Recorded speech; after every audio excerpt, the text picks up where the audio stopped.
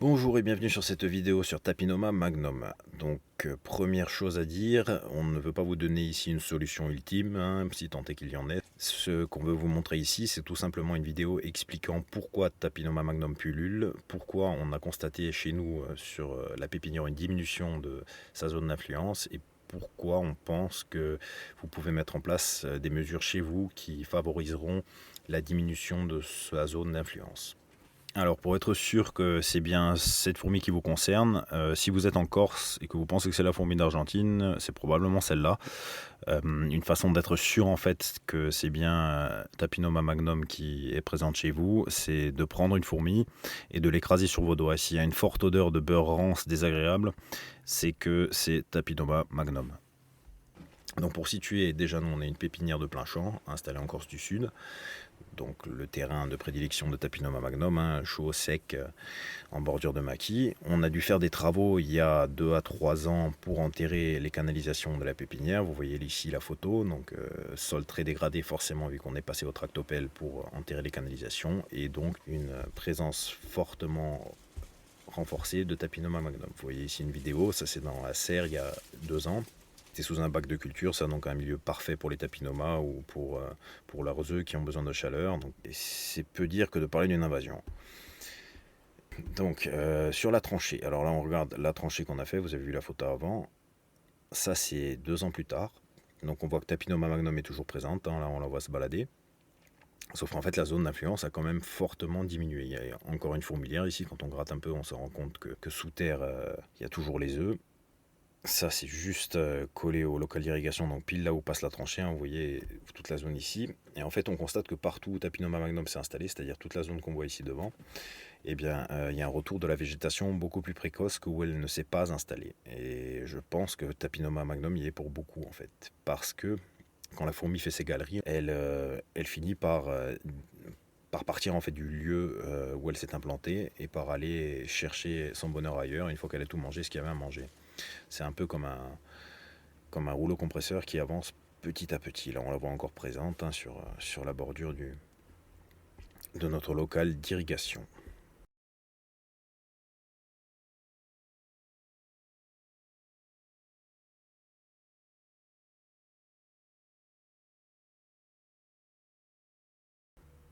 Voilà, là on est sur un autre bout du terrain où la tranchée d'irrigation passe aussi en dessous. Donc tout ça, là, en suivant la piste, c'était ouvert jusqu'à il y a peu de temps. Et en fait, toute la zone ici, tout ce que vous voyez là, c'était une gigantesque zone à Tapinoma magnum il y a encore 2 ans. Et ce qui s'est passé depuis, ce que vous voyez à gauche, là, en fait, les monticules, ce sont des traces de sangliers. C'est les sangliers qui sont venus défoncer le terrain pour manger les œufs de Tapinoma magnum. Et ce qu'on voit ici, en fait, c'est une autre fourmi qui est présente, qui s'est installée, nettement moins agressive, nettement moins désagréable que Tapinoma magnum, qui s'est installée dans les anciennes galeries de Tapinoma magnum. Et Tapinoma magnum est toujours présente, mais en fait, juste sur une petite zone de ce qui était avant son territoire d'influence.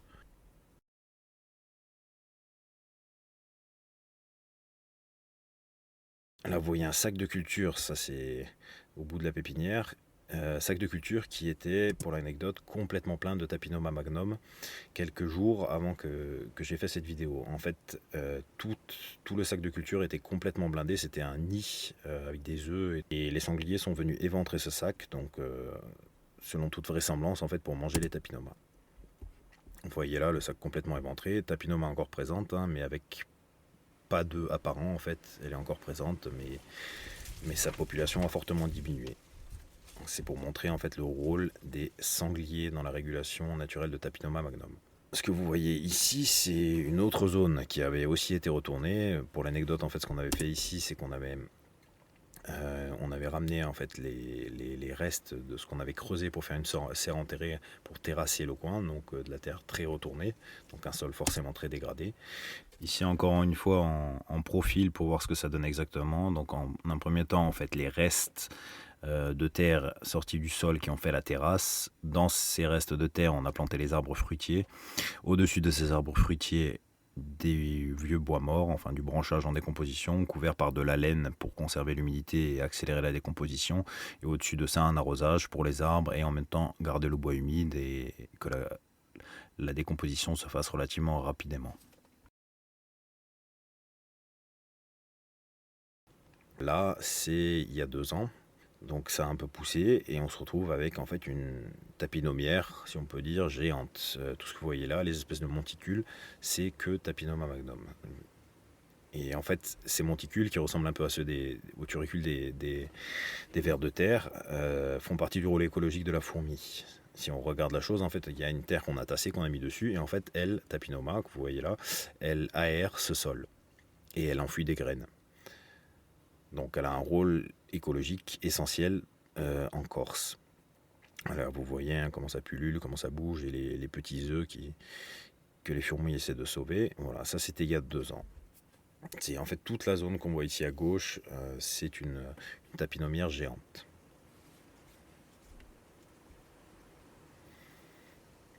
Donc voilà, l'idée que j'avais eue à l'époque, en fait, c'était de dépandre du maïs par terre pour forcer les sangliers à venir. Là, ce qu'on voit devant à l'écran, ce sont des traces de sangliers qui remuent la piste juste en dessous de la clôture électrique. Et en fait, j'avais épandu du maïs sur toute la piste pour les faire venir, ce qui n'avait malheureusement pas donné quoi que ce soit. Là, on voit le maïs que je suis en train de mettre, ce qui a finalement en fait juste nourri les tapinomas, malheureusement, et pas les sangliers. Donc, c'était pas quelque chose qui avait marché. Par contre, 2 ans après, sans aucune action du coup de la part des sangliers, on constate sur place que Tapinoma a disparu. Vous êtes exactement au même endroit que tout à l'heure, là, sauf en période d'été. Et on voit qu'en fait, la première partie de là où était Tapinoma, c'est encore cette grosse fourmi brillante noire, beaucoup moins agressive, qui a pris la place. Et en fait, le seul changement notable qu'il y a eu, on le voit ici, là, c'est qu'on a mis des restes de végétaux qui avaient imbibé dans de l'eau pour faire du purin d'herbe.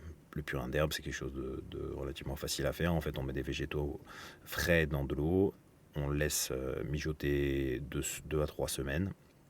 Et après, ça permet de récupérer les nutriments contenus dans les plantes et de les redistribuer aux végétaux de culture. C'est de la coupe et de l'eau dedans. Donc rien de très compliqué à faire. Donc c'est juste cette tonte sèche avec relativement peu de nutriments qui avait été épandue là, dans l'idée d'aggrader les sols. Et du coup, qu'est-ce qu'on constate à ce sol? On a déjà une fourmi présente qui n'est pas Tapinoma, mais une autre fourmi. Ici, on a une deuxième espèce de fourmi. Vous voyez l'ancienne Tapinomia, là où ils avaient tout aéré. C'est une fourmi beaucoup plus petite, un peu difficile à voir à l'écran là. Vous voyez avec ses œufs. Là, j'en laisse monter quelques-unes sur mes doigts pour pouvoir la montrer. On la voit pas très bien, mais c'est une toute petite fourmi marron en fait qui n'a rien à voir avec Tapinoma magnum.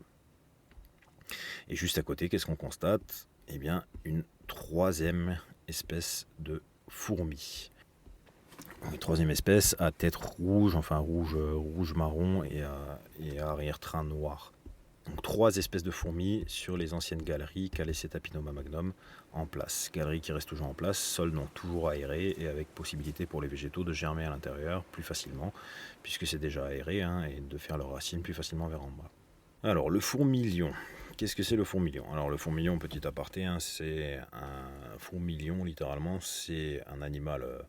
alors regardez, pas très sympathique, mais qui est le lion des fourmis. C'est de là d'où vient son nom, tout simplement. C'est un animal qui, à l'état de larve, s'enterre et crée un piège en forme de cône dans des terrains sableux et piège les fourmis et d'autres petits animaux qui se baladent au sol. Il les enserre dans ses mandibules, en fait. Il leur jette du sable d'abord pour qu'ils tombent dans le trou. Et après, il les enserre avec ses mandibules et il les mange. Donc pour l'anecdote, pour ceux qui ont plutôt cette référence, ça a donné le Sarlacc dans le Retour du Jedi de Star Wars. Oui, ça existe vraiment, mais en tout petit. Et c'est vraiment un animal étonnant en fait. Il a 4 stages de développement, donc œuf, larve, chrysalide et puis papillon. Un plutôt beau papillon, je vous mets une image à l'écran là. Mais ce qui veut aussi dire bien sûr qu'il est sensible à différents égards. Donc il est sensible à l'état d'œuf, il est sensible à l'état larvaire, à l'état de chrysalide et à l'état volant. Et il faut qu'en fait à ces 4 stages, il puisse vivre pour qu'il y ait ce prédateur qui soit disponible pour lutter contre les fourmis. Donc là, on est sur une zone en fait qui était complètement infestée de Tapinoma, un tas de terre. Terre sèche donc qu'on a mis là et qui était une tapinomière géante aussi. C'était assez énervant d'ailleurs pour aller chercher la terre pour la mettre dans les pots parce qu'on se retrouvait toujours au milieu des fourmis qui vous grimpent sur les jambes. Et un an après, sans rien faire, hein, on se retrouve avec ça. Donc vous voyez ce maillage, tous ces trous, chacun de ces trous là que vous voyez devant vous, c'est le trou d'un fourmilion.